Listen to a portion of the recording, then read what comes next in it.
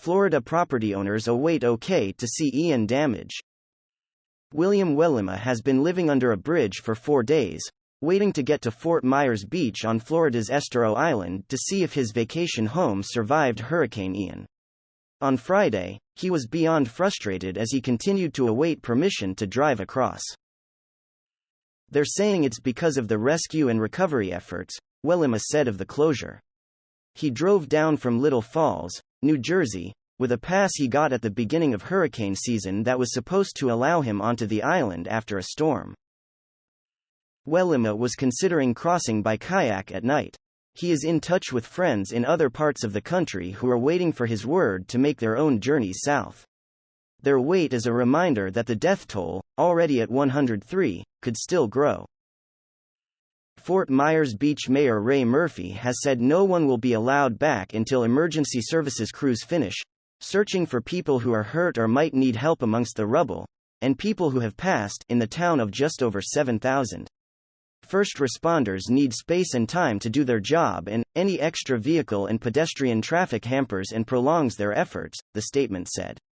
Officials have not set a date for when residents can return.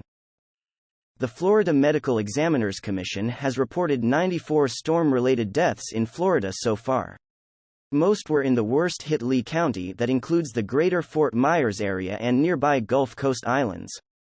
At least half of the confirmed victims in the state were 65 years and older, and more than 2/3 were 50 and older.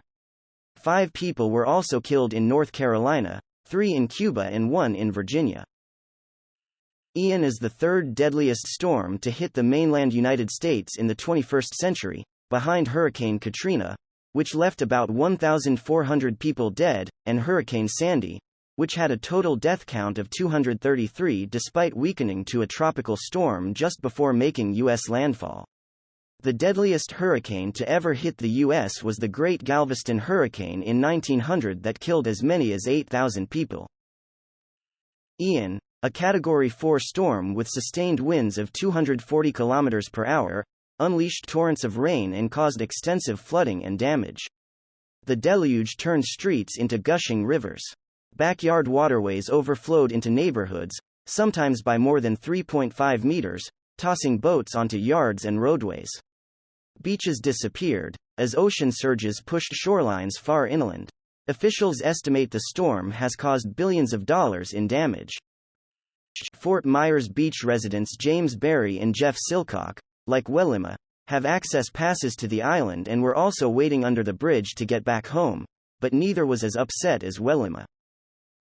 "They're still looking for bodies out there and there's an investigation process," said Silcock. "I totally understand why they're not letting anyone on." Betty Parker and her husband, Wiley, live in Fort Myers, but they're about 32 kilometers inland. Their neighborhood on the Caloosahatchee River was built in 1915 and had never flooded until now, Parker said. "Quite a few of the houses around us were declared a total loss," she said Friday.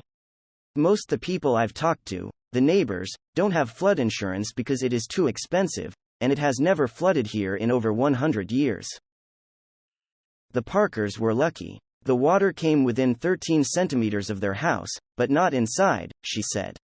However, it did flood their garage, where they had moved their 2000 Toyota MR2 sports car.